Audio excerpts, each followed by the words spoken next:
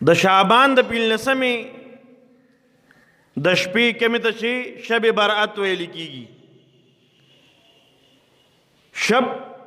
شپې ته ویل کېږي، برأت خلاصي ته ویل کېږي، نجات ته. وی فرمای الله رب العزت دا امت محمدیه دا د ګناهونو نجات ورکوي، د جهنم نه نجات ورکوي، د دوی ګناهونه معاف کیږي په دې شپه کې. خو چا معاف کیږي چې کم کس پکې عبادات وکړي، دعاګانې پکې وغواړي، ذکر اذکار پکې وکړي. حضرت علی رضی اللہ تعالیٰ عنہ فرمائی کہ جناب نبی کریم صلی اللہ علیہ وآلہ وسلم ارشاد فرمایا چې د پنځلسم شعبان شپه چې ده دا تاسو قیام اللیل په دې کې کوئ، دا روڼوئ، په دې کې صحیح صحیح عبادت کوئ. او پنځلسم شعبان روز په دې کې روزه نیسئ. دا روزه نه واجب ده نه دا فرض ده، بلکې دا مستحب روزه ده. الله رب العزت په دې باندې اجر ورکوي. محترمو، جناب نبی کریم صلی اللہ علیہ وآلہ وسلم متعلق حضرت عائشہ رضی اللہ تعالیٰ عنہ فرمائی یو پیرد د شپې را بیدار شوم، راویښ شوم،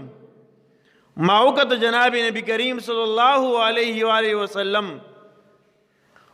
موجود نو. زه ډېر زیاته فکرمنه شوم، مختلف وسوسې ورته راغلې، کم خوا به تلي، چېرته به تلي، شپه ده، دشمنان هم زیات دي، چې څه مسله پیښه شوې، کم خوا لاړه. فرمای جناب نبی کریم صلی اللہ علیہ وآلہ وسلم پسې زه روانه شوم، ما جنت البقیع کې بیا موندو. کم حضرات چې حرمین شریفین ته تللی دي، د جناب نبی کریم صلی اللہ علیہ وآلہ وسلم روزه مبارکه ده، د هغې خپو طرف ته داسې جنت البقیع ده. محترمو، جناب نبی کریم صلی اللہ علیہ وسلم په جنت البقیع کې دعاګانې کوي، جاړي، فریاد کوي، د الله په دربار کې دعا او جړا کوي. حضرت عائشہ رضی اللہ تعالیٰ عنہ فرمائی ما جناب نبی کریم صلی اللہ علیہ وسلم نے تپوس وکړ د الله رسوله دلته څه کوې، څه له راغلي یې؟ وی فرمایل ما ته جبرائیل امین راغی، ما ته دا خبره عرض کړه چې نننۍ شپه دا 15 شعبان دی، او په دې شپه باندې د الله په دربار کې عبادت وکړه. او حدیث مبارکو کې راځي کہ مجھے خطبہ کی ہوئی کہ اللہ رب العزت د خپل شان مطابق کما یلیق بشانه د الله شان سره څنګه خای دنیای اسمان ته نزول کوي او اعلان کوي څوک داسې شته چې هغوی بخشش وغواړي، زه یې بخشش وکړم. داسې څوک شته چې هغوی توبه وباسي، زه یې توبه قبوله کړم. داسې څوک شته چې زمانه خیر طلب کړي، زه ورته خیر ورکړم. داسې څوک بیمار شته چې بیمار یو مانه صحت طلب کړي، زه ورله صحت ورکړم. داسې څوک شته چې د رزق په تنګسیا کې مبتلا وي او د رزق فراخي وغواړي، زه ورله رزق فراخه کړم. داسې څوک شته چې په مصیبت کې مبتلا وي، په تکلیف کې مبتلا وي، تکلیف او مصیبت ته ختم کم چې زمانه وغواړي. داسې څوک شته؟ محترم فرمایي چې الله رب العزت په دغه شپه باندې د 15 شعبان په شپه باندې مونږ چې وتا شب قدر وایو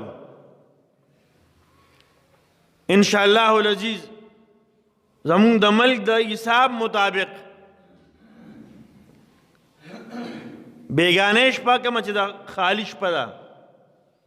د هفتې شپه دا شپه د 15 شعبان شپه ده ځکه سبانه تاریخ د هفتې په ورځ دا 15 شعبان دی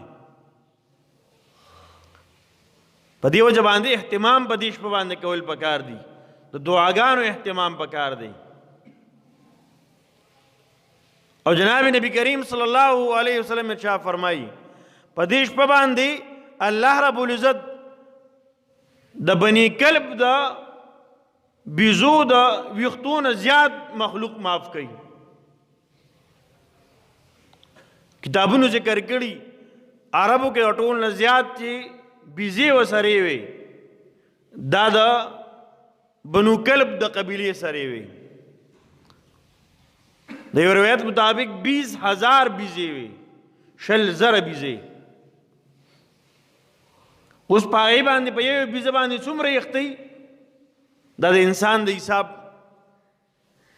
په وس کې نه ده بیا 60,000 د بیزو د ویختو متنزیات الله رب العزت خپل بندگان معاف کوي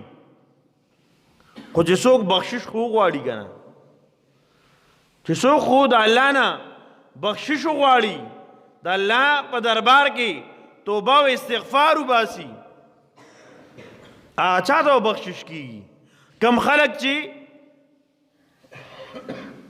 په دغه شپه باندې غفلت والا شپه تیره کی د الله په نافرمانۍ کې تیره کی نو هغه محروم شو محترم په یو روایت کې دی پوری مرাজি عطا بن یسار رضی الله تعالی عنہ روایت دی فرمائے جناب نبی کریم صلی اللہ علیہ وسلم ارشاد فرمایا چې په دې شپه باندې الله رب العزت حضرت اسرائیل علیہ السلام ته